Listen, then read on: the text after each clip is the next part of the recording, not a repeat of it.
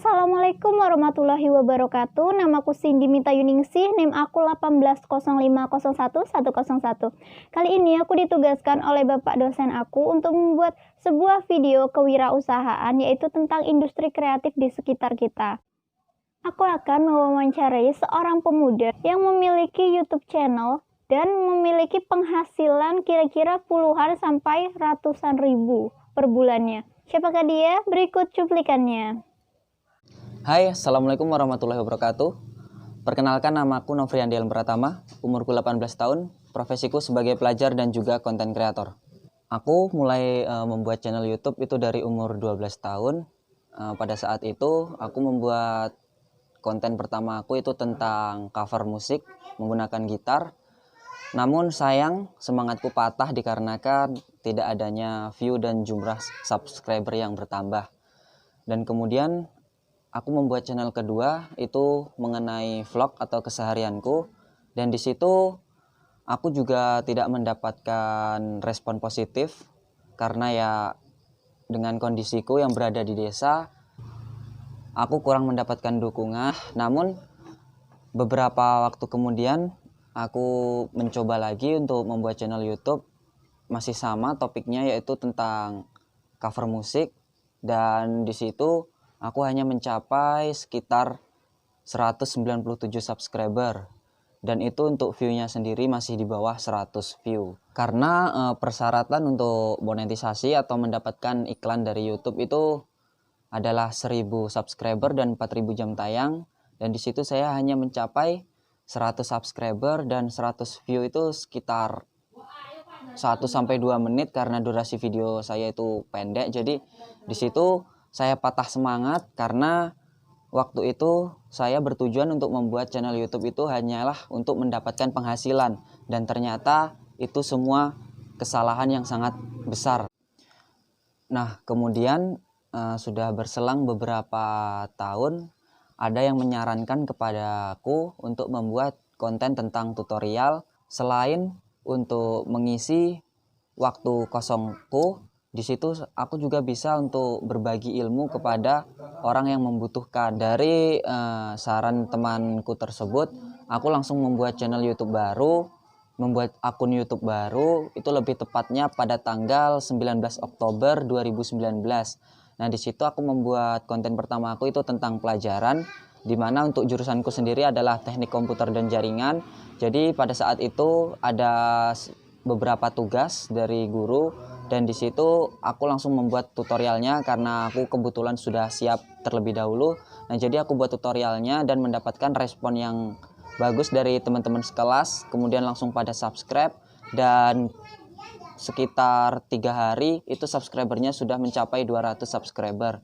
Nah, di situ aku sudah mulai semangat lagi untuk membuat channel YouTube. Kemudian di situ aku buat video tentang hack akun Facebook. Namun dalam waktu 2 hari itu view-nya mencapai 10.000, dan kemudian pada hari ketiga itu langsung dihapus oleh YouTube karena melanggar pedoman komunitas. Dan di situ aku mendapat teguran tidak bisa mengupload itu selama 7 hari, masih kondisi PKL atau magang. Jadi aku juga tidak sempat untuk membuat video atau membuat konten. Nah, jadi aku juga berhenti selama 3 bulan. Namun ketika aku berhenti itu subscriberku sudah mencapai 700 dan jam tayangnya itu sudah mencapai 1000 jam tayang. Nah, jadi masih kurang separuh lagi untuk subscribernya, dan jam tayangnya masih kurang 3000 jam. Nah, di situ aku sudah mulai kendor atau tidak semangat lagi. Namun karena kondisi pandemi atau wabah virus corona, di situ aku membuat video tentang cara menambah follower Instagram. Kemudian 3 bulan setelahnya itu view-nya meledak, itu mencapai 200.000 view. Kemudian jumlah subscriberku juga mencapai 1000 subscriber itu pada awal puasa. Nah, di situ aku langsung mendaftarkan monetisasi, dan alhamdulillah dalam waktu 2 hari itu diterima oleh YouTube. Jadi aku membuat channel YouTube itu dari 0 sampai tembus monetisasi, sampai mendapatkan iklan dari AdSense dan mendapatkan penghasilan itu hanya dalam waktu 6 bulan. Disitulah yang membuat aku makin semangat untuk membuat konten, Kemudian aku terus rajin untuk mengupload, itu membuat jadwal seminggu sekali. Namun ketika aku sudah mencapai batas untuk request pin yaitu $10, di situ ketika aku request pin dan ternyata ketika pin sudah dikirim dalam perjalanan, aku mendapatkan email balasan bahwa ada pihak ketiga yang ikut campur dalam akun tersebut. Nah, jadi di situ monetisasi ataupun iklan dinonaktifkan dan kemudian channelku itu diambil alih oleh seseorang. Nah, di situ aku sudah mulai bertanya-tanya dan aku melacak itu untuk wilayahnya berada di Jawa Timur. Kemudian aku sudah tidak tahu lagi bagaimana, aku minta bantuan ke temanku juga tidak bisa, dan disitulah aku berhenti. Kemudian baru kemarin di bulan November, itu tepatnya tanggal 9, aku mendapatkan, bisa dibilang itu adalah tunjuk atau jalan keluar. Pada saat itu aku menonton channel YouTube artis lampu merah. Di situ dia juga mengalami permasalahan yang sama. Kalau di situ dia tidak bisa memonetisasi ulang karena ada kesalahan dan karena akun saya tadi diambil oleh orang ketiga. Nah, jadi di situ aku juga tidak bisa monetisasi lagi walaupun akunnya sudah kembali menjadi milikku sepenuhnya. Dan di situ aku minta bantuan ke siapapun juga tidak bisa.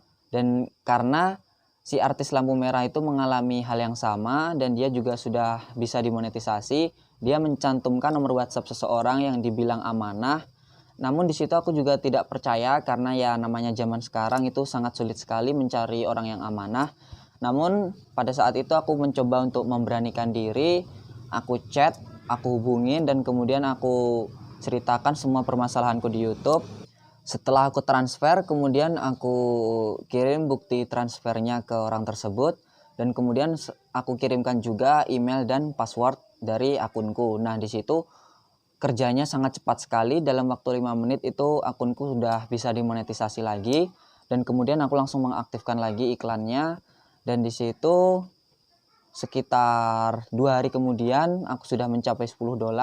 Kemudian di situ aku langsung request pin pada tanggal 12 November dan sampai sekarang pinnya belum datang karena belum sampai 1 bulan. Itu biasanya datangnya 3-4 minggu. Dan biasanya untuk mengambil PIN tersebut itu di kantor pos terdekat. Nah, di situ aku mencantumkan kantor pos yang ada di kota Teluk Kuantan. Nah, jadi buat kalian semuanya yang mungkin ingin membuat channel YouTube, nah jadi buat kalian semua yang ingin membuat channel YouTube, jangan jadikan YouTube itu sebagai penghasil uang. Namun jadikan YouTube itu sebagai karya ataupun wadah. Karena apa? Karena apabila subscriber kita tidak naik, jumlah view kita tidak naik, maka kita tidak akan semangat lagi untuk membuat channel YouTube. Dan mungkin cukup sekian cerita tentang perjalanan karirku selama nge-YouTube. Nah, jadi buat kalian semuanya jangan lupa juga mampir ke channel YouTubeku NH Tutorial. Nah, di situ subscribernya sudah 7.000 dan bantu aku untuk tembus 10.000 subscriber di tahun ini. Nah, jadi buat kalian semuanya, di sini aku juga sedang rilis atau ngerintis channel baru, itu namanya NHTV, ada di samping ya. Nah, di situ aku baru sekitar 4 bulan membuat channel tersebut dan alhamdulillah view-nya ada yang tembus 13.000 view, yaitu yang video kasih sarang he ke cewek nggak dikenal. Nah, jadi buat kalian semuanya jangan lupa mampir ke channel YouTube itu ada 2, yaitu NH Tutorial dan NHTV. Jangan lupa untuk like, comment, and subscribe. Oke, sekian, terima kasih. Assalamualaikum warahmatullahi wabarakatuh.